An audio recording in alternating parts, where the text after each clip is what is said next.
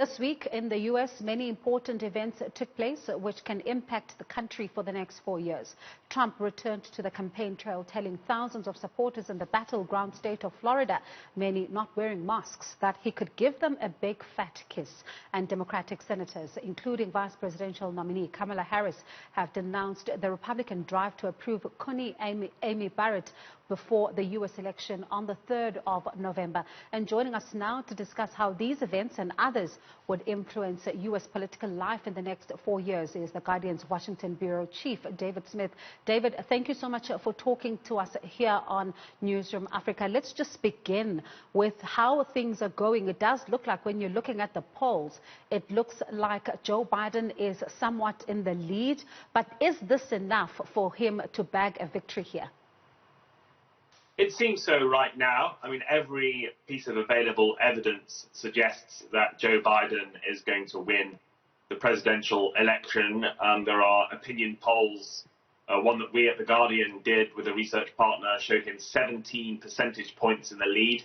Another has him at 16 up, another 11 points up. And perhaps even more importantly, of course, this election will be decided not by a popular vote, but by the Electoral College. So it all comes down to that half dozen of battleground states, and Joe Biden is leading there as well. States like Michigan, Pennsylvania, Wisconsin, which infamously Hillary Clinton lost to Donald Trump in 2016, Biden has the advantage. All of that said, because of their memories of 4 years ago, Democrats are certainly not complacent. There's an awareness of the potential for voter suppression, disenfranchisement, a surge for Donald Trump perhaps on election day itself, because actually we've already had more than 20 million people voting early already, but plenty more to come.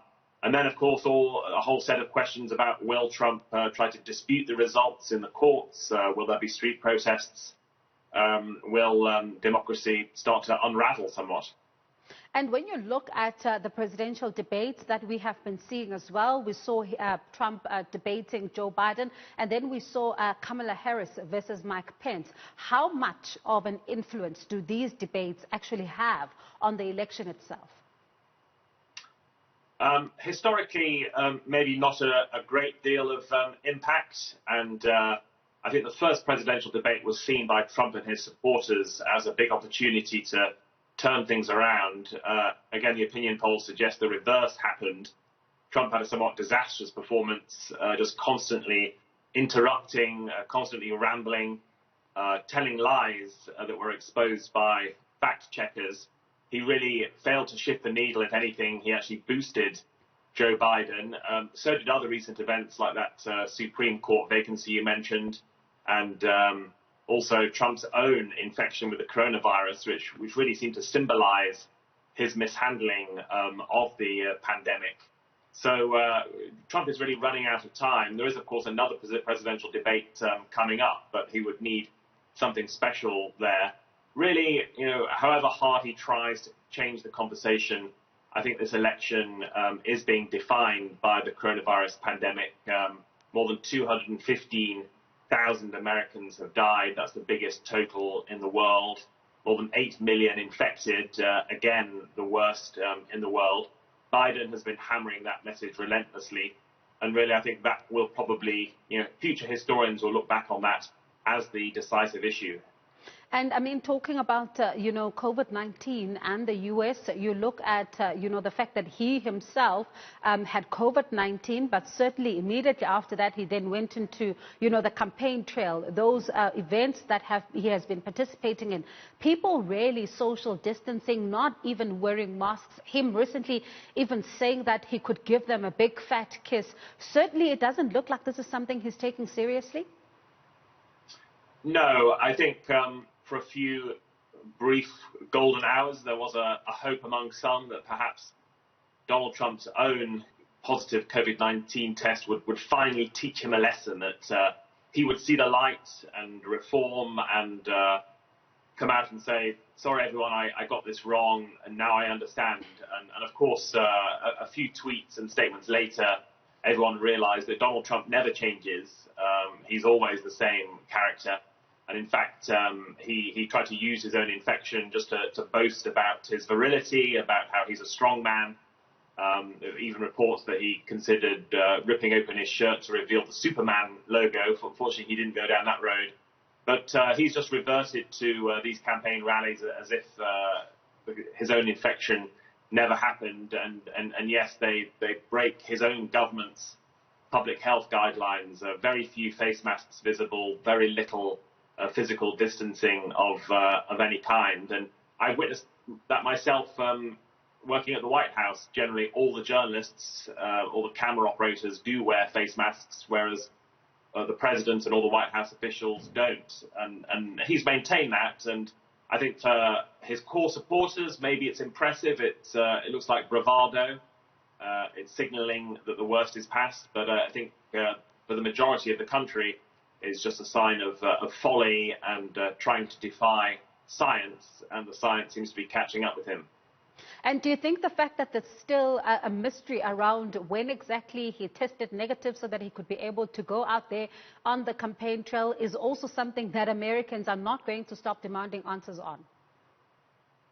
Yeah, I think they're still pushing for that. And Trump was confronted with it during a town hall event last Thursday night when, by the way, I'm sure much to his fury, he got far fewer voters than a rival town hall with Joe Biden. But Trump was pushed on this. Did you take a COVID-19 test on the day of the first presidential debate, as the candidates were expected to do and trusted to do? And he just refused to answer. He said, don't know, possibly, probably.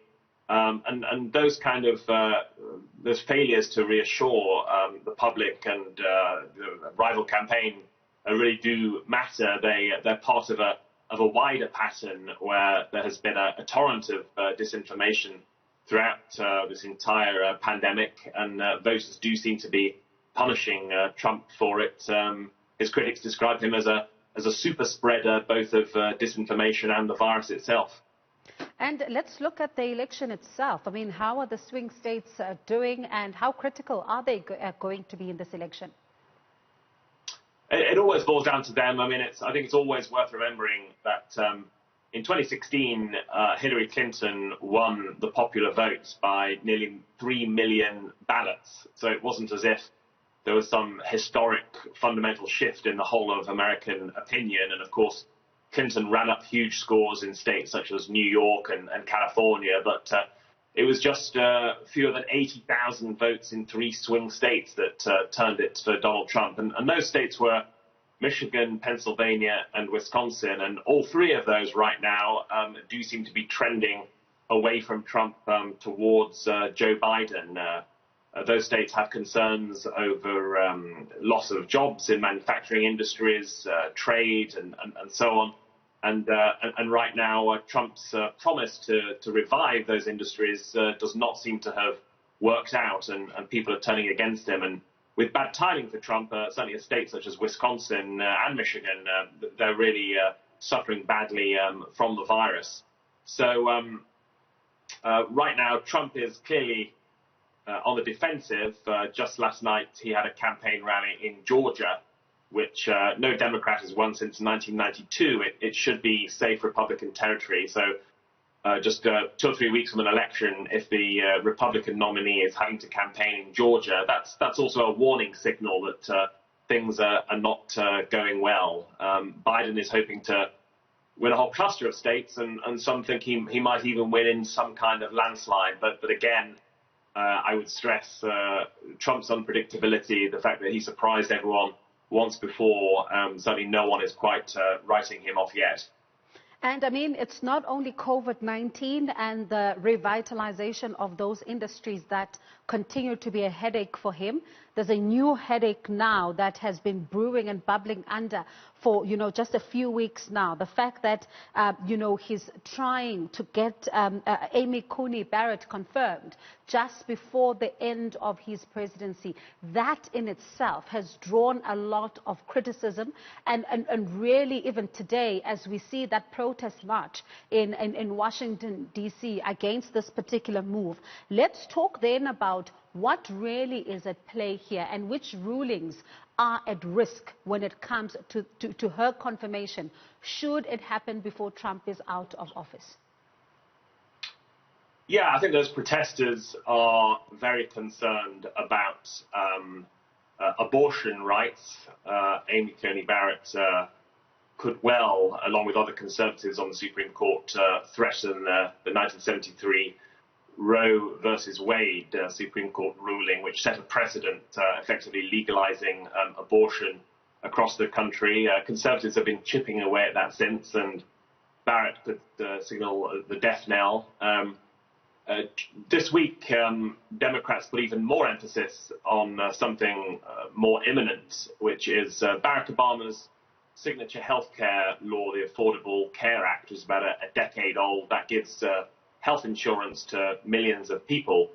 The Supreme Court is actually due to consider whether that is legal and constitutional as soon as the 10th of November, so a week after the election, but before any transfer of power would take place. And again, there are indications in her past writing that Barrett could knock that down, and Democrats making the point, of all the times to take away people's health insurance, why do it during a global pandemic? There are other concerns over her views on everything from gay marriage to the climate crisis. During this week's hearings, she refused to acknowledge the causes of global warming. But in terms of the way it's playing politically, I think it's seen as energizing for both sides.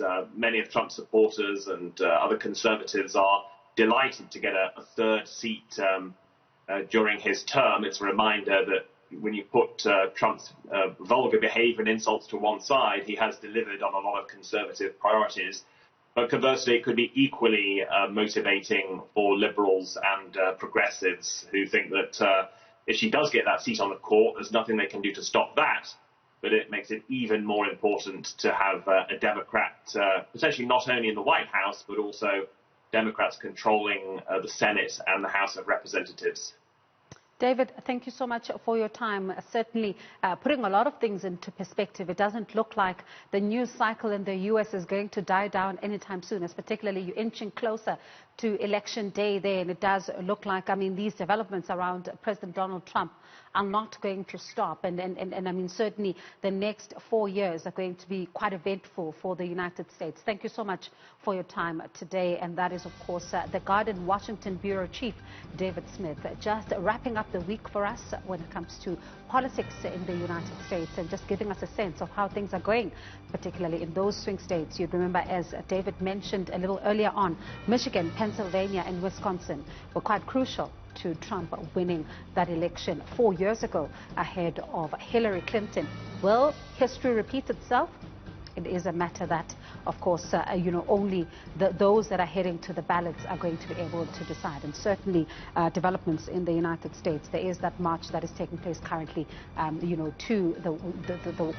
Washington. And these, of course, are the live visuals of that march there. And these are protesters that are really concerned about the decision by President Donald Trump to try and push through Amy Coney Barrett there. And you'd remember that when Justice Ruth Bader Ginsburg passed away, of course, there was a vacancy there, and President Donald Trump has been trying to fill that seat on the Supreme Court, and of course has been met with stiff opposition.